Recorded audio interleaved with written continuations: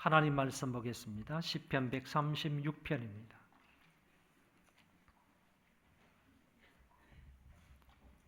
시편 136편 본문이 1절부터 26절인데 23절부터 마지막 절까지 읽어드리겠습니다. 23절부터 마지막 절입니다. 우리를 비천한 가운데에서도 기억해 주신 이에게 감사하라. 그 인자하심이 영원하미로다. 우리를 우리의 대적에게서 건지신 이에게 감사하라. 그 인자하심이 영원하미로다. 모든 육체에게 먹을 것을 주신 이에게 감사하라. 그 인자하심이 영원하미로다. 하늘의 하나님께 감사하라. 그 인자하심이 영원하미로다. 아멘. 우리가 읽은 이 시편 136편의 말씀은 전형적인 감사시다 이렇게 되어 있습니다. 전형적인 감사시다 하는 이 말은 하나님 앞에 이스라엘 백성들이 예배를 드릴 때마다 주로 이것을 시편 136편으로 찬송을 하기도 하고 시를 읊기도 했다 이런 뜻을 가지고 있습니다. 특별히 유대인들은 남자 장정들은 1년에 3차례씩 분명히 하나님 앞에 나와서 예배를 드려야 되는데 그날이 바로 유월절과 오순절과 장막절입니다. 이 유월절과 오순절과 장막절 때에는 반드시 시편 136편으로 하나님 앞에 찬송을 드렸다라는 얘기입니다. 이런 의미를 담아서 시편 136편은 전형적인 감사시다 이렇게 부르고 있습니다. 이 시의 형식은 아주 단순하게 되어 있습니다. 여호와께 감사하라. 그 인자하심이 영원하미로다. 이런 형식으로 26번 나타나고 있습니다. 그러니까 26번이나 여호와께 감사하라. 왜냐하면 그분의 인자하심이 영원하기 때문이다. 이렇게 되어 있기 때문에 어떤 사람은 너무 지루한 거 아닌가? 지루한 시가 아닌가? 이렇게 생각이 되지만은 지루한 시가 아니고 오히려요. 하나님의 사랑과 하나님의 은혜와 하나님의 복을 너무너무 강조하고 있기 때문에 이스라엘 백성들에게 베푸신 그 하나님의 사랑, 하나님의 긍휼, 자비, 복 이런 것들을 너무 강조하고 있기 때문에 오히려 강조 반복하는 시라서 감격스러운 시다 이렇게도 표현을 합니다.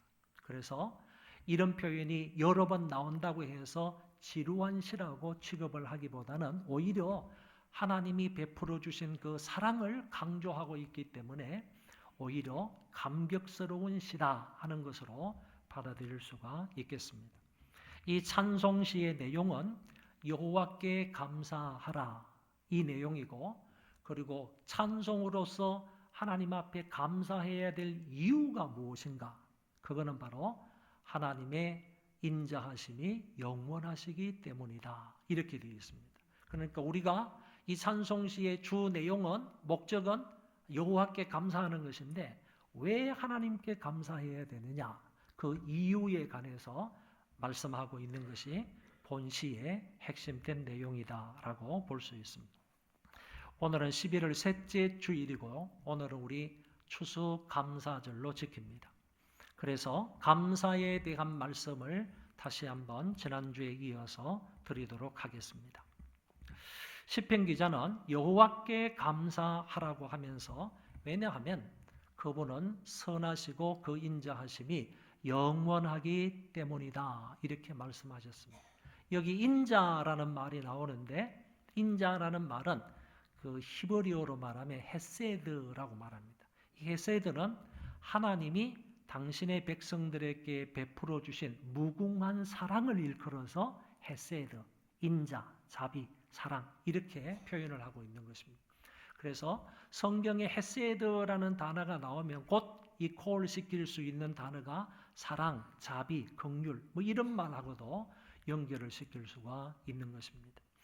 그래서 오늘 성경을 쭉 읽어보면 하나님이 당신의 백성들에게 베풀어 주신 그 헤세드가 어떤 거냐 이거지.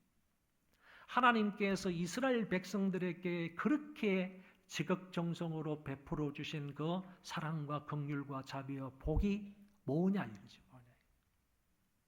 이거를 다른 말로 생각하면 하나님께서 이스라엘 백성들에게 이렇게 엄청난 사랑과 복을 베풀어 주셨다고 한다면 이스라엘 백성들 입장에서는 그 복과 은혜를 받은 사람 입장에서는 그게 바로 감사해야 할 이유가 되는 거예요. 이유가 되는 거예요. 그래서 이 부분에 관해서 우리가 몇 가지로 나누어서 말씀을 살펴보자라는 것입니다. 우리가 하나님 앞에 감사해야 할 이유가 뭐냐? 하나님께서 어떤 은혜와 사랑과 복을 베풀어 주셨길래 우리는 거기에 감사를 해야 되느냐? 감사해야 할 이유 4가지에 관해서 살펴보는데, 먼저는 하나님은 이스라엘을 애굽에서 인도하여 내셨기 때문이다. 이렇게 말씀합니다. 이스라엘 사람들은 애굽에 내려가서 무려 430년 동안이나 종노릇을 했습니다. 종살이를 했습니다. 수많은 고통과 억압과 착취와 수모와 멸시를 받으면서 살았습니다. 그들이 그런 고통 속에서 하나님께 부르짖어 기도하였을 때 하나님께서 그들의 기도를 들으사 모세를 통하여 애굽의 압제에서 구출하여 주신 것입니다. 모세가 바로에게 가서 내 백성으로 가게 하라, 내 백성으로 가게 하라, 그들이 광야에서 나를 섬기리라. 이런 말씀을 지속적으로 바로 왕에게 가가지고 하면서 이적을 일으키는 겁니다. 재앙을 내리게 하는 겁니다. 첫 번째 재앙부터 10번째 재앙까지 내리게 하는데 그 10번째 재앙이 무엇이는가 하면은 애굽 사람들의 모든 장자들, 애굽 사람들의 모든 초태생들, 처음 그 가문에서 태어난 모든 사람들을 다 죽이는 재앙이 바로 10번째 재앙이었습니다.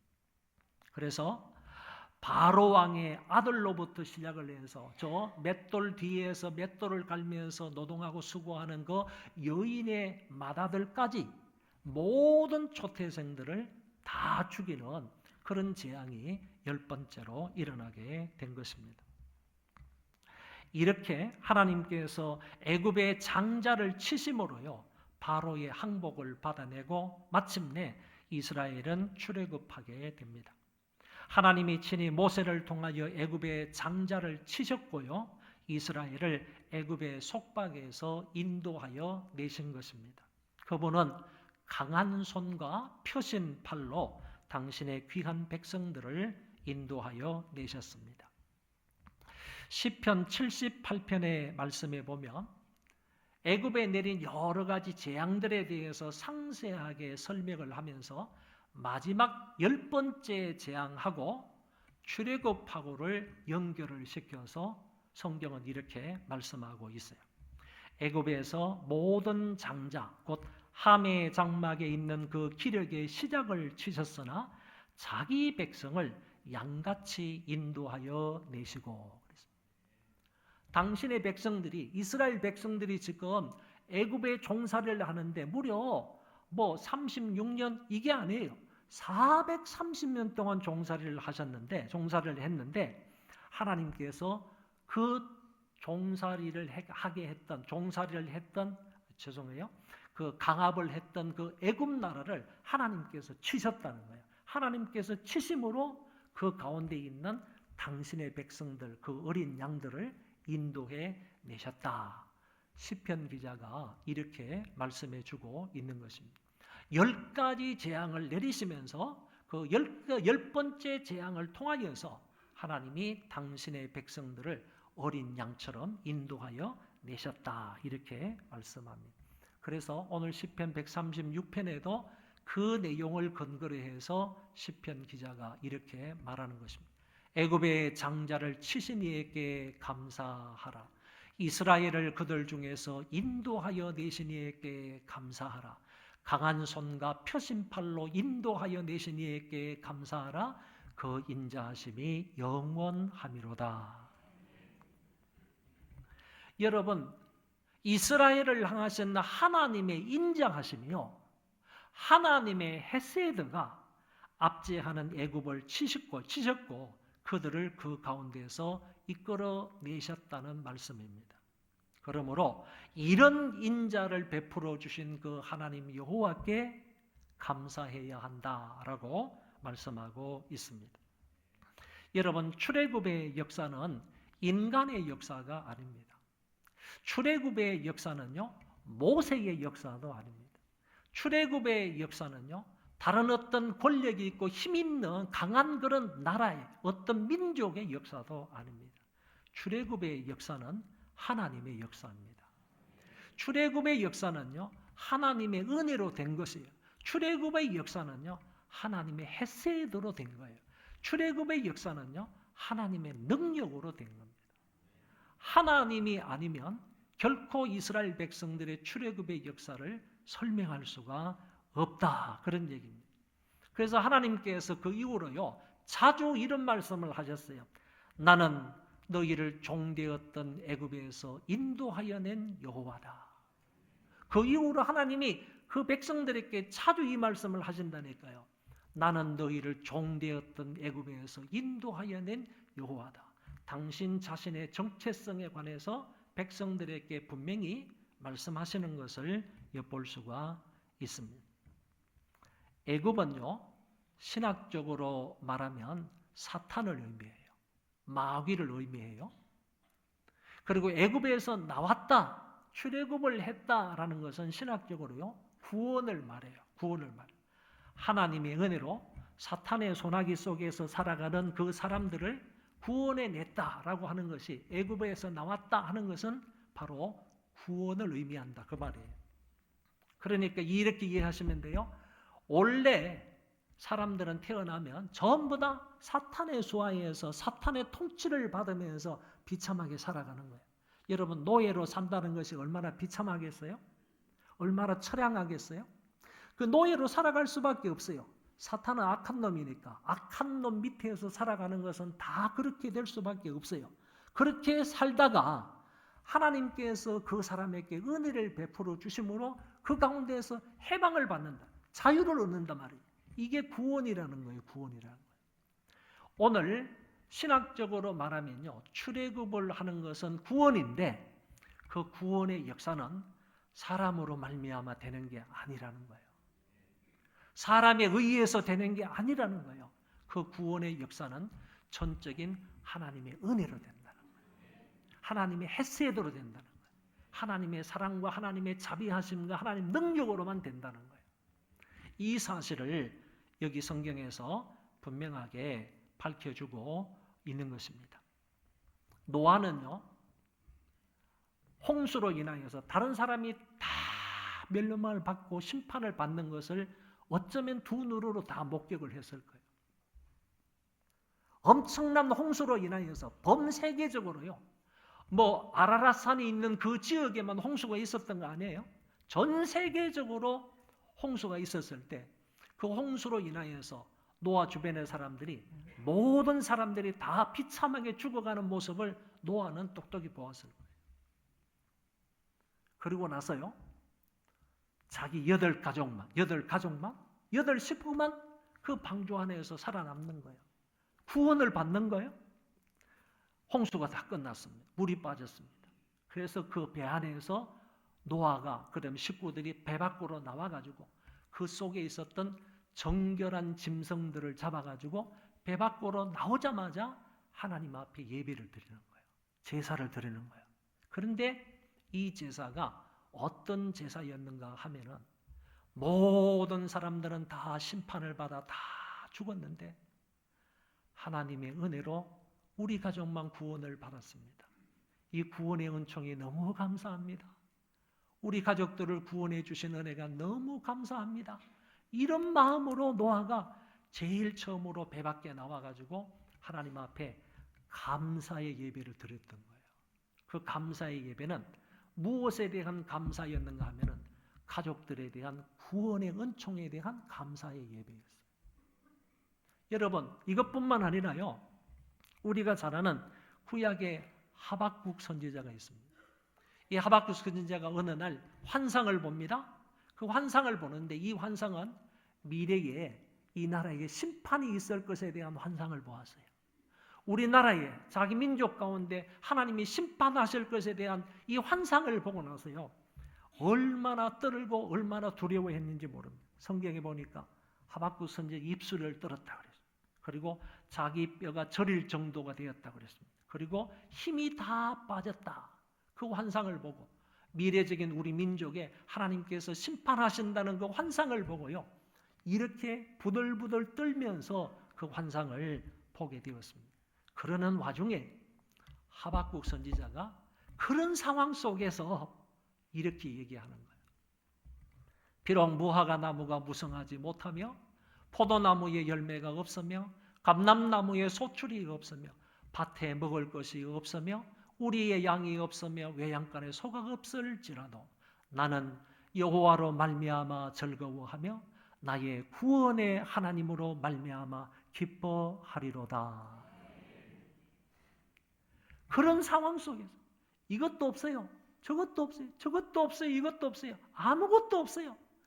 속되게 말하면 자기가 지금 살고 있는 환경, 앞으로 다가올 그 환경은요, 거지 같은 인생이에요. 정말 비참한 인생이에요. 그 가운데서도 고난과 환난이 있대요. 그러니까 이것도 없고 저것도 없고 아무것도 없는 그 비참한 환경 속에서 외부로부터 환난과 핍박을 받는 그 상황 속에 있다 할지라도, 그런 상황 속에 주어진다 할지라도 하박국 선지자는 나는 여호와로 말미암아 즐거워하며 나의 구원의 하나님으로 말미암아 기뻐하리로다 그랬어요. 어떤 하나님이죠? 구원의 하나님으로 인하여 기뻐한다. 내가 하나님으로 인하여서 구원을 받았다면 그것으로 나는 기뻐하며 그것으로 나는 하나님 앞에 감사한다, 그런 얘기. 다른 거 보충되지 않는다 할지라도, 다른 거 필요한 거 없다 할지라도요, 그 모든 것을 사라지고 없다 할지라도 나는 나에게 준 하나님으로 말미암아 구원받은 것, 그것으로 인하여 하나님 앞에 기뻐하며 감사하겠다라는 신앙 고백이 여기에서 나타나고 있습니다. 감사의 날을 맞이하여 구원의 은총을 감사하시기를 바랍니다. 이 감사는요, 세월이 지나면 지날수록 더욱더 깊어만 가야 하는 감사입니다. 세월이 지나면 지날수록 더 깊어져야만 하는 감사가요, 구원의 은총에 대한 감사예요. 이것은 더 감격스러운 감사가 되어야 되고요, 영원히 변치 않는 감사가 되어야 됩니다. 그게 구원을 베풀어 주신 그 하나님, 그 하나님께 감사하는 것입니다. 두 번째는 하나님은 그 백성을 인도하여 광야로 통과케 하셨기 때문입니다. 그 백성들을 애굽에서 나오게 해주셨을 뿐만 아니라 이제 광야 40년 동안의 광야길을 통과케 해주셨기 때문에 그 하나님께 감사해야 된다라고 말씀합니다. 하나님께서 이스라엘 민족을 애굽에서 이끌어 내신 이후에 광야길로 그들을 안내하셨습니다. 홍해를 건넜습니다. 그리고 메마른 사막과 황량한 광야를 지나게 하셨습니다. 마라의 고통의 장소도 지났습니다. 엘림이라는 좀 더 평온한 그런 장소도 지납니다. 그리고 신광야를 거쳐 르비딤을 거쳐 시내산에 도착을 했고, 거기에서 오랫동안 하나님과 교제를 하다가, 그리고 하나님께서 말씀하시는 십계명도 받고 거기에서 성막의 모형도 받아서 성막을 건축하게 되었습니다. 그리고 나서 시내산에서 다시 출발을 해서 가나안 땅까지 올라갑니다. 몇 곳을 거쳐서 가데스 바네아까지 올라갔습니다. 그런데 이 가데스 바네아에서는요, 한 발자국만 더 가면 가나안 땅입니다. 가나안 땅 바로 경계선 밑에 가데스 바네아가 있는데, 이 가데스 바네아에 도착을 한 것입니다. 이제 조금만 있으면요, 뭐 하루 이틀만 올라가면 하나님이 약속하신 그 땅에 들어갈 수가 있습니다. 얼마나 좋았겠습니까? 그런데 이스라엘 백성들이 이 가데스 바네아에서 하나님을 불신하게 됩니다. 하나님을 믿지 못하게 됩니다. 그리고 이 백성들이 하나님과 모세를 향하여서 원망 불평하기 시작합니다. 하나님을 불신했습니다. 하나님을 믿지 않았습니다. 하나님의 말씀을 전혀 믿지 않았습니다. 그래서 애굽으로 되돌아가자 이렇게 말합니다. 그리고 그 사람은 하나님과 지도자들에 대해서 원망 불평을 했는데 그게 극에 달했던 것입니다. 그때부터 하나님께서는요, 이스라엘 백성들을 광야를 뺑뺑 돌리시는 거예요. 몇 년 동안 돌리시는지 아십니까? 약 38년 동안 돌립니다. 38년 이상이나요, 하나님께서 이 이스라엘 백성들을 뺑뺑 돌렸다가 나중에 가나안 땅으로 들어가게 하신다는 말씀입니다. 여러분, 그들이 걸어가는 이 광야 40년 동안의 생활은요, 정말 험난했습니다. 삭막했습니다. 위험도 많았습니다. 어려움도 많았습니다. 뿐만 아니라 먹을 것도 없었고요, 마실 것도 없었고 잠잘 것도 없었습니다. 거기에다 때때로 적들의 침략도 있었습니다. 가나안 땅을 향해 가는데요, 방해꾼들이 너무 많은 거예요. 태클도 너무 당하는 거예요. 위험한 요소들이 너무 많았던 것입니다. 그럼에도 불구하고 하나님이 이스라엘 백성들을, 그 광야길의 백성들을 먹이십니다. 입히십니다. 마시옵니다. 그리고 재우십니다. 보호하십니다. 인도해 주셨습니다. 물이 필요할 때는요, 썸물을 달게 해서 먹게 하셨고 반석에서 물을 내어서 마시게 하셨습니다. 양식이 필요하면 하늘을 열어서 하늘의 양식 만나를 주어서 먹게 하셨습니다. 고기가 필요하면 동풍을 불게 하여 메추라기를 몰아주셔서 코에서 냄새가 날 정도로 고기를 먹게 하셨습니다. 적들이 공격할 때면 하나님의 초자연적인 방법으로 적들을 물리치사 이스라엘 백성들을 그 가운데서 안보하여 주셨습니다. 하나님이 당신의 백성 가운데 임재하사 이런 일을 행하셨다는 증표가 바로 구름기둥과 불기둥입니다.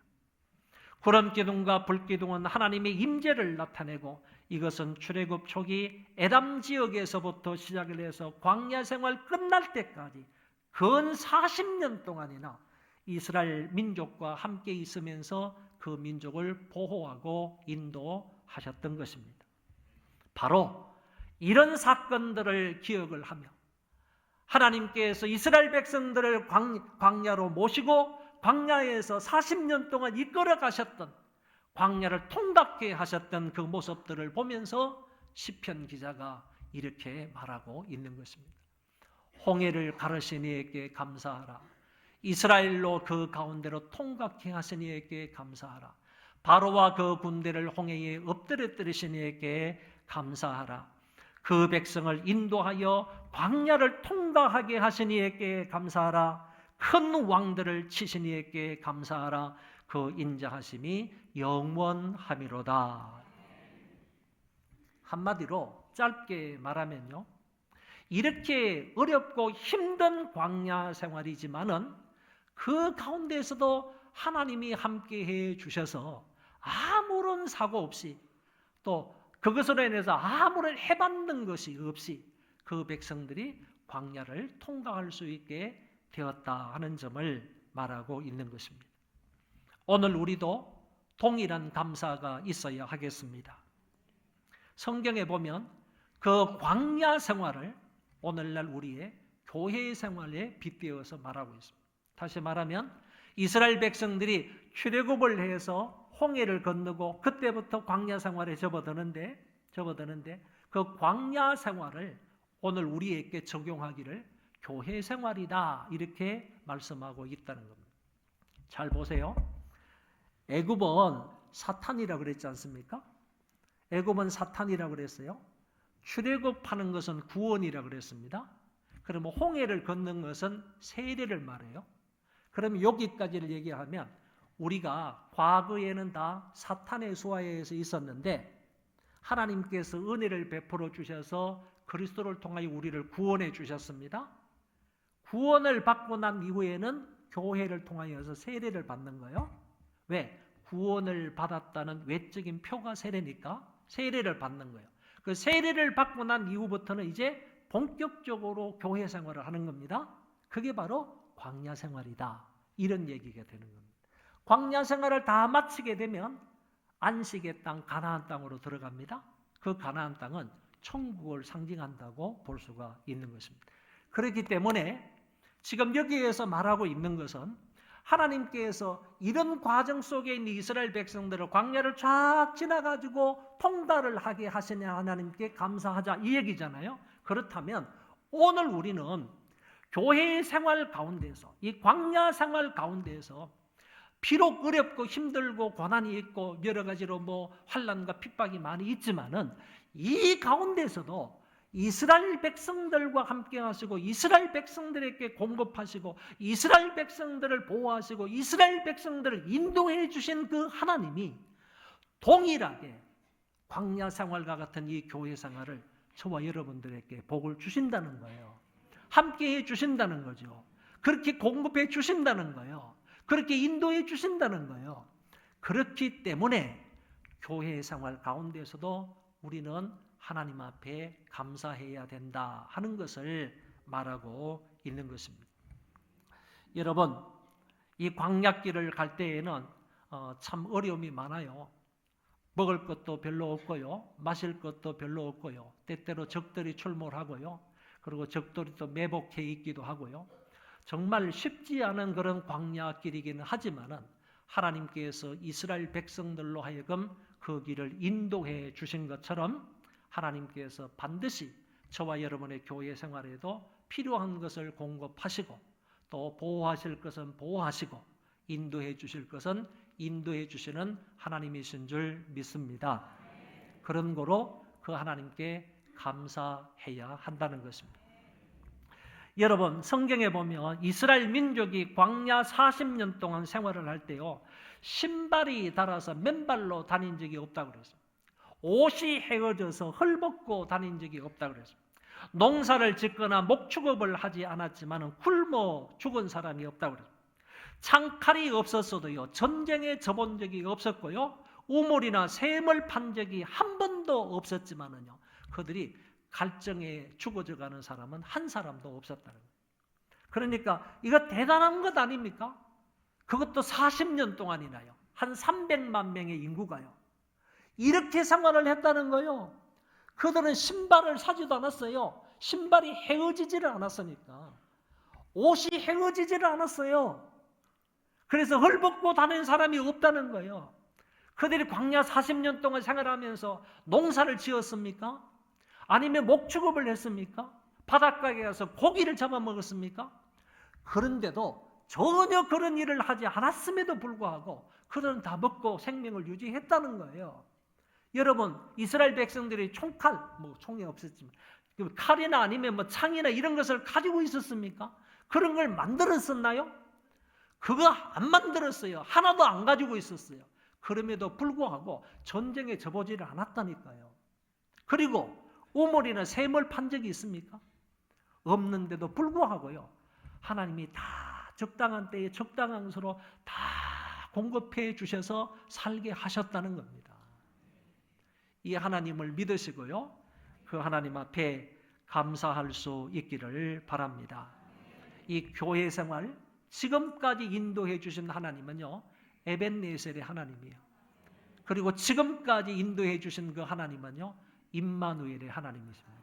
그 하나님 앞에 감사할 수 있기를 바랍니다. 세 번째는요, 하나님은 우리를 비천한 데서 기념하셔서 땅을 기업으로 주셨기 때문이다 그랬습니다. 여기 성경에 보면 21절에 땅을 기업으로 주셨다라고 했는데, 여기까지를 다시 한번 설명을 할게요. 이스라엘 백성들을 하나님께서 은혜를 주셔서 애굽에서 해방을 시켰습니다. 애굽에서 나오게 하셨어요. 그러고 나서 홍해를 건너게 하셨습니다. 그리고 광야에 접어들어서 광야에서 인도해 주셨어요. 그리고 이제 광야 생활을 다 마치고 40년 후에 이스라엘 백성들이 가나안 땅으로 들어가지 않습니까? 그러니까 출애굽을 한 목적은 가나안 땅에 들어가기 위함이에요. 출애굽의 목적이 가나안 땅에 들어가기 위함인데, 오늘 여기 성경 21절에 보면 하나님께서 마침내 이때 약속하신 그 땅을 여기에서 나오게 하시고 광야를 통과하게 하셔서 마침내 40년 후에 가나안 땅을 기업으로 주셨다 하는 말씀을 하고 있는 거예요. 이거는 어떤 의미를 가지고 있는가 하면은 오늘 저와 여러분들은 이 세상에서 땅에 발을 딛고 살아가지 않습니까? 그럼에도 불구하고 예수를 믿는 사람들은 현재적인 하나님 나라를 선물로 받은 사람이에요. 다시 말하겠습니다. 예수를 믿는 사람은 그 마음속에 하나님의 나라가 있는 사람이에요. 하나님의 나라는 여기 있다 저기 있다 말할 것이 아니라 너희 안에 있다고 하셨기 때문에 예수를 믿는 모든 사람은 현재적인 하나님의 나라를 사는 사람들이에요. 현재적인 하나님 나라를 사는 사람은, 현재적인 하나님 나라를 가지고 이 세상을 살아가는 그 사람은요, 동시에 미래적인 하나님 나라를 소망하며 살아야 됩니다. 가나안 땅에 들어갈 것을 소망하면서 현재 광야 생활을 한다는 얘기예요. 광야 생활을 하는 사람들은 무엇을 소망하며 살아야 되는가 하면 또 다른 한편의 하나님 나라를 사모하며 살아가는 거예요. 그거를 얘기하고 있는 거예요. 우리에게, 그 백성들에게 기업을 주신 하나님 여호와께 감사하라. 이 말은 현재 하나님 나라를 주셨으므로 그 하나님 나라를 받은 사람은 미래적인 하나님 나라를 소망하면서 살게 해주셨으므로 그것을 하나님께 감사하라. 이 얘기를 오늘 여기에서 하고 있는 것입니다. 그냥 간단하게 말씀을 드리면요, 여러분 예수 그리스도를 믿음으로 하나님 나라를 소유하셨습니까? 그 하나님 나라를 사는 자들이에요. 천국을 사는 자들이에요. 천국을 사는 사람은요, 반드시 또 다른 한편의 천국을 사모하며 살아가야 된다. 하나님께서 주실 영원한 안식처인 그 천국을 사모하면서 이 땅을 살아가야 된다. 그 천국을 사모하며 살아갈 수 있는 그런 은혜를 주신 하나님 앞에 우리가 감사해야 된다. 이렇게 말씀하고 있는 것입니다. 이런 감사도 여러분과 저에게 있기를 바랍니다. 그래서 성경은 이렇게 말해요. 우리를 비천한 가운데에서도 기업해 주신 이에게 감사하라. 그들의 땅을 기업으로 주신 이에게 감사하라. 그 인자하심이 영원함이로다. 그랬습니다. 이 말씀이 바로 제가 설명한 말씀과 동일하니까 이래서 우리는 하나님께 감사해야 된다. 여러분 미래적인 천국을 소망하는 사람은 현재 이 땅에 살면서 그것으로 인하여 하나님 앞에 감사해야 하는 것입니다. 여러분 미래적인 천국을 소망하지 못하는 사람, 그걸 바라보지도 못하고 그것을 갈망하지도 못하고 죽는 사람들 굉장히 많아요. 엄청나게 많다니까요. 전 세계 인구 가운데에서 정말 뭐 한 3분의 2 정도가 돼요. 3분의 2 정도.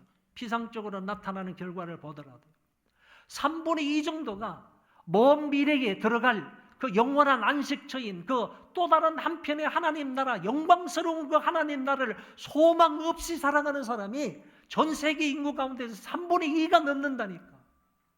그런데 오늘 저와 여러분들에게 그 또 다른 한편의 하나님 나라를 사모하고 소망하면서 살아갈 수 있는 자들이잖아요. 그러니까 오늘 우리는 그것을 소망하게 해주신 우리 하나님 앞에 감사해야 된다. 그런 말씀입니다. 마지막으로는 하나님은 모든 육체에게 식물을 주셨기 때문입니다. 25절에 이렇게 말씀합니다. 모든 육체에게 식물을 주신 이에게 감사하라. 그 인자하심이 영원함이로다. 여기에서 말하는 모든 육체는요, 사람만을 말하는 게 아니에요. 인간만을 말하는 것이 아니고 모든 동물들도 아니에요. 모든 식물들까지를 다 포함해서 모든 육체라는 말을 써요. 그러니까 하나님께서는요, 사람들에게만 일용할 양식을 주시는 거 아니에요. 동물들에게도 일용할 양식을 주시는 거예요. 식물들도 살아 움직일 수 있도록, 살아서 유지할 수 있도록, 그 생명을 유지할 수 있도록 식물들에게도 하나님께서 다 그 모든 것을 공급하신다고 말씀해 주고 있습니다. 여러분 아주 재미있고 유익한 그런 성경이 있어요. 시편 104편의 말씀에 보면 이 땅에는 무수히 많은 동물들이 있고요, 공중에 나는 새도 엄청나게 많다고 그랬고, 바다의 어족들은 너무너무 많아서 그 수를 헤아릴 수가 없다고 그랬어요. 그런데 자, 공중에도 땅에도요, 바다도 이렇게 셀 수가 없는 이런 엄청난 그런 동식물들, 그 다음에 어족들이 있는데 이 모든 것이요 때를 따라 양식 주시기를 주께 바란다 이렇게 말씀합니다. 이 모든 것들이 때를 따라서요 양식 주시기를 누구에게 바란다고요? 주께 바란다 이렇게 되어 있습니다. 그리고 나서 성경에 이런 말씀이 나와요. 28절에 주께서 주신즉 저희가 취하며, 할렐루야. 주님께서 그 모든 물고기에게도 밥을 주신다는 거야. 주님께서, 하나님 여호와께서요 모든 동물들에게 일용할 양식을 주신다. 이 땅을 살아가는 모든 그 사람들에게 양식을 주신다. 그러므로 주님이 주시기 때문에 그 사람들은, 그 모든 동식물들은 그것을 취하게 된다. 주께서 손을 펴셔서 공급을 하신즉 저희가 좋은 양식으로 인하여 만족을 얻는다. 할렐루야. 이렇게 말씀하고 있어요. 그렇기 때문에 지금도요 하나님께서는 모든 만물을 창조하시고 내버려 두시는 분이 아니라 그것을 유지 발전시키시기 위하여서요 하나님께서 그들에게 필요한 일용할 양식을 사람에게는 사람에게, 동물들에게는 동물들에게, 그리고 어족들, 고기들에게는 고기, 다른 어떤 그 생물들에게는 생물들에게 다 적당하게 공급을 해 주셔서 그 모든 것들은요 그것으로 말미암아 산다는 거예요. 오늘도 마찬가지예요. 그래서 시편 기자가 이렇게 말하는 거예요. 모든 육체에게 식물을 주신 이에게 감사하라. 그 식물을 지난 1년 동안도 저와 여러분들이 받아 누렸습니다. 그 이전에도 그랬습니다. 지금까지 그랬습니다. 그 하나님 앞에 중심으로 감사할 수 있기를 바랍니다. 바울은 골로새 교회에 편지를 보내면서 이렇게 말씀하셨어요. 저는 이 말씀을 읽을 때마다 참 은혜가 되는데 한번 같이 읽어보겠습니다. 또박또박. 그 안에 뿌리를 박으며 세움을 입어 교훈을 받은 대로 믿음에 굳게 서서 감사함을 넘치게 하라. 저와 여러분은 예수님 안에 뿌리를 박아야 돼요. 예수님에게 뿌리를 내려야 돼요. 그리고 그 안에서 세움을 받아야 돼요. 그리고 교훈을 받아야 돼요. 주님의 말씀을 통하여서 매일매일 교훈과 이런 그 명철함을 받아야 되고, 그 다음에 믿음에 굳게 서야 됩니다. 그런 것들을 통하여, 말씀을 통해서 우리의 믿음이 더욱더 굳어지고 더욱더 단단해지고 더욱더 많아져야 되는 거예요. 그 믿음에 굳게 서야 되고, 그리고 감사함을 넘치게 하라 그랬습니다. 이런 은혜가 있기를 바라고요. 시편 기자가 오늘 시편 136편에서 마지막으로 종합적으로 이렇게 말씀하고 있습니다. 하늘의 하나님께 감사하라. 그 인자하심이 영원하미로다. 이런 감사가 여러분의 입술을 통해서, 여러분의 마음을 통하여서, 여러분의 물질을 통해서 여러분이 가지고 있는 것을 나눔으로 표현될 수 있기를 바랍니다. 우리 다 일어나셔서 찬송하겠습니다.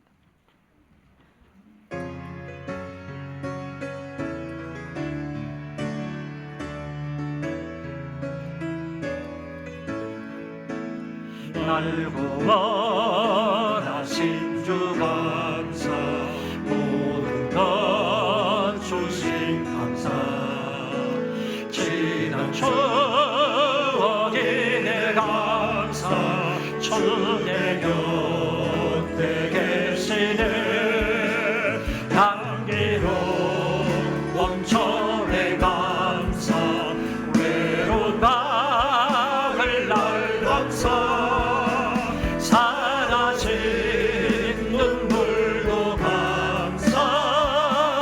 나의 영혼 평안을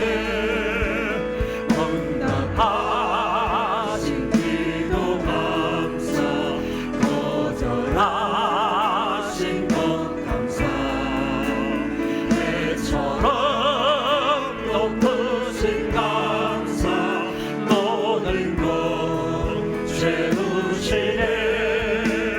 아픈 가 절망 주위로 감사.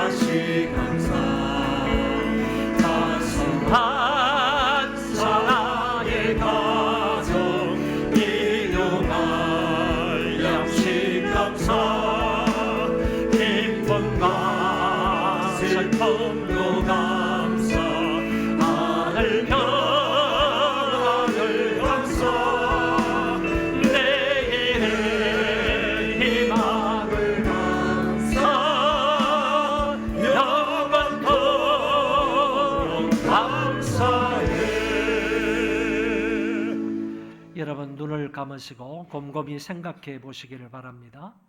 이 시간에 하나님 앞에 감사해야 할 감사 이유가 어디 있습니까? 무슨 이유 때문에 우리가 하나님 앞에 감사해야 하는 것입니까? 여러분, 감사거리를 한 4가지, 5가지만 한번 떠올려 보시고 생각해 보시기를 바랍니다. 내가 하나님 앞에 감사를 드린다면 감사드리는 이유가 무엇입니까? 감사드려야 할 이유 5가지를 한번 생각해 보시고요. 그걸 그냥 한 문장으로 하나님 앞에 진실된 마음을 담아서 감사하면 되는 것입니다. 오늘 이 시간에 감사해야 할 5가지를 한번 생각하면서 같이 한번 진실된 마음으로 목소리로 하나님 앞에 감사하다고 신앙 고백을 하도록 하겠습니다. 기도하겠습니다.